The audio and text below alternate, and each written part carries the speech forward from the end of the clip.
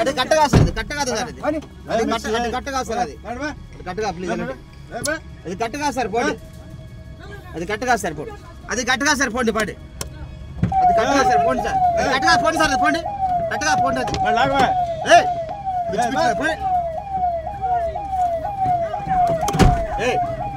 పిచ్చుకుందే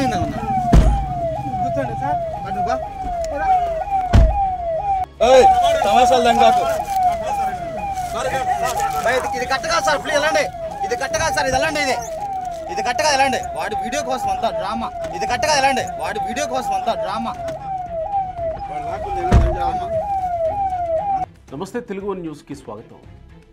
మాజీ ఎంపీ గోరంట్ల మాధవ్ చేసిన over action ఇప్పుడు వైసీపీ పార్టీ మొత్తాన్ని చీ అనుకునేలా చేసింది అనుకోక తప్పదు. ఎందుకంటే తెలుసు అందరికీ, నిన్నటి నుంచి ఈ విషయం నడుస్తూనే ఉంది. చేబ్రోలు కిరణ్ అనే ఐటీడీపీ కార్యకర్త జగన్, భారతి, అవినాష్ రెడ్డికి సంబంధించి ఒక కామెంట్ చేశారు. చాలా జుగుప్సకరమైన కామెంట్, అందరూ ఖండించారు. ఈవెన్ తెలుగుదేశం పార్టీ కరుడుగట్టిన కార్యకర్తలు, నాయకులు కూడా, అంటే కొంతమంది బయటపడి చెప్పి ఉండకపోవచ్చు, కానీ చాలామంది బయటపడి ఈ విషయాన్ని ఖండిస్తూ వచ్చారు. ఇలా చేసి ఉండకపోవచ్చు అని అనుకున్న వాళ్ళే ఉన్నారు. ఇదంతా మానవత్వంతో, మనం మనుషులంగా మానవత్వంతో బతుకుతున్నటువంటి వాళ్ళంగా ఇలా అనడం కరెక్ట్ కాదు. బహుశా ఇది వల్లభనేని వంశీ అన్నప్పుడు వైసీపీ వాళ్ళు ఎంతమంది ఫీల్ అయ్యారో తెలియదు, కానీ నేను ప్రత్యక్షంగా చూశాను. తెలుగుదేశం పార్టీ సానుభూతి పరులైనా, తెలుగుదేశం పార్టీ కార్యకర్తలైనా, కరుడుగట్టిన వాళ్ళైనా కూడా కిరణ్ ఇలా మాట్లాడడాన్ని మాత్రం వాళ్ళు తీసుకోలేకపోయారు. కరెక్ట్ కాదు, రాజకీయంగా ఎన్నున్నా కానీ కిరణ్ ఇలా మాట్లాడడం తప్పే, అతన్ని అరెస్ట్ చేయడం కరెక్టే. కానీ గతంలో ఇలా చేసిన వాళ్ళని ఎందుకు అరెస్ట్ చేయలేదు? జగన్మోహన్ రెడ్డి ఇలా చేసి వదిలేశాడు, మేము చేసి వదిలేయమని అనట్లేదు, కిరణ్ని వదిలేయమని అనట్లేదు, కానీ గతంలో చేసిన వాళ్ళ మీద కూడా చర్యలు తీసుకోండి అని ఇప్పటికీ తెలుగుదేశం పార్టీ కార్యకర్తలు, సానుభూతి పరులు అడుగుతూనే ఉన్నారు. ఒక వర్రా రవీంద్రారెడ్డి, తర్వాత ఇంటూరి రవికిరణ్ సంథింగ్, ఇలాంటి వాళ్ళని ఏదో అరెస్ట్ చేశారు, కానీ ఇంకా చాలామంది ఉన్నారు, వాళ్ళని ఎందుకు అరెస్ట్ చేయరని అడుగుతున్నారు. స్టిల్ ఈరోజు కూడా ఈ చేబ్రోలు కిరణ్ అనే వ్యక్తిని ట్యాగ్ చేస్తూ, అతను మాట్లాడిన మాటల్ని ట్యాగ్ చేస్తూ ఈరోజు కూడా బ్రహ్మణిని, భువనేశ్వరి గురించి మాట్లాడుతున్న వాళ్ళు ఉన్నారు. చాలా జుగుప్సకరంగా. వాళ్ళ మీద ఎందుకు చర్యలు తీసుకోరు? ఒక ఐటీడీపీ కార్యకర్త ఇలాంటి వ్యాఖ్యలు చేస్తే తీసుకున్నారు కదా, కరెక్టే తీసుకుని, కానీ వీళ్ళ మీద ఎందుకు తీసుకోరు? చేస్తున్నాం ఇలా ఇంతకన్నా జుగుప్సకరమైన వ్యాఖ్యలు సోషల్ మీడియాలో ఇప్పటికీ చేస్తూ ఉన్నారు కదా, వీళ్ళ మీద ఎందుకు తీసుకోరు చర్యలు అని ఇప్పుడు అధికారంలో ఉన్న తెలుగుదేశం పార్టీ కార్యకర్తలు కూడా ప్రభుత్వాన్ని అడుగుతూ ఉన్నారు, కొన్ని సోషల్ మీడియా ప్లాట్ఫామ్స్ వేదికగా. అయితే ఇక్కడ సందట్లో ఈ గోరంట్ల మాధవ్ ఎక్కడి నుంచి వచ్చాడో తెలియదు, కానీ ఈ చేబ్రోలు కిరణ్ని మంగళగిరి రూరల్ పోలీసులు అరెస్ట్ చేసి తీసుకెళ్తున్న టైంలో ఈ గోరంట్ల మాధవ్ సడన్గా ఊడిపడ్డాడు. ఆ పోలీస్ వెహికల్ని వెంటపడి పోలీస్ వెహికల్ని అడ్డగించి కిరణ్ మీద దాడి చేయబోయాడు. ఎవరి మీద దాడి చేయబోతున్నాడు గోరంట్ల మాధవ్? ఎవరైతే నేరం చేశానో, నేను తప్పు చేశాను, నన్ను క్షమించండి అమ్మా, మీ కాళ్ళు పట్టుకుంటా క్షమించండి అని అడిగిన తర్వాత కూడా ఈ ప్రభుత్వం చేత అరెస్టు చేయబడి పోలీసులు తీసుకెళ్తున్నారో ఆ వ్యక్తి మీద దాడి చేయడానికి వెళ్ళాడు.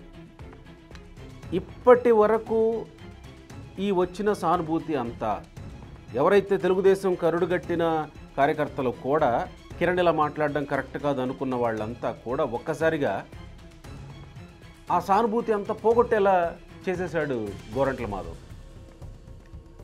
ఒక రకంగా వైసీపీ అధికారంలో ఉన్నప్పుడు ఇలా మాట్లాడినటువంటి వ్యక్తుల్ని నాయకులు మాట్లాడారు, కార్యకర్తలు మాట్లాడారు, వాళ్ళ మీద మీరు వాళ్ళతో సారీ చెప్పించలేదు, చర్యలు తీసుకోలేదు. ఇక్కడ కాళ్ళు పట్టుకుంటానని సారీ చెప్పాడు కిరణ్, చర్యలు తీసుకుంటున్నారు, అరెస్ట్ చేశారు, స్టేషన్కి తీసుకెళ్తున్నారు.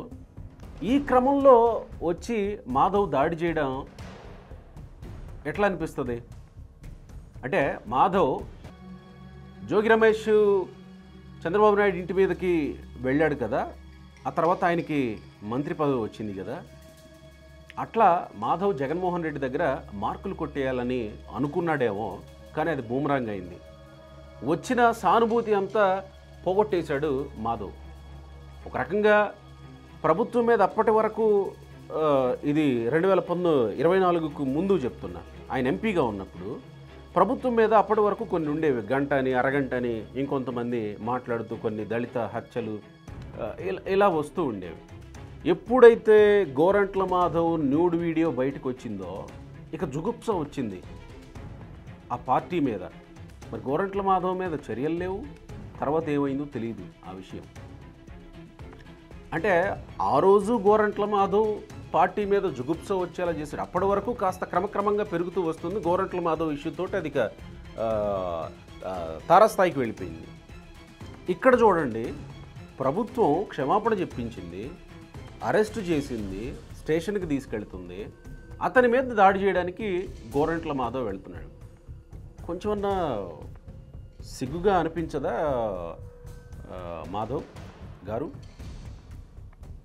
ఇది నేను కొంచెం మాధవ్ గారు ఆలోచించాలేమో అని, ఆయన ఆలోచిస్తే బాగుంటుందేమోనని, ఆయనకి చేరితే బాగుంటుందేమోనని ఆలోచిస్తూ ఈ వీడియో చేయాలనిపించింది నాకు. మీరు చర్యలు తీసుకోలేదు, క్షమాపణ చెప్పించలేదు. ఇక్కడ క్షమాపణ చెప్పించి మరీ చర్యలు తీసుకున్నా కానీ దాడి చేయడానికి వెళతావా? మొత్తానికి వైసీపీని గురించి ఇప్పటి వరకు ఏదైతే చర్చల్లో ఉందో దాన్ని నిజం చేసే క్రమంలో మాధవ్ లాంటి వాళ్ళు ఇదిగో అక్కడక్కడ తారసపడుతూ ఉంటారు.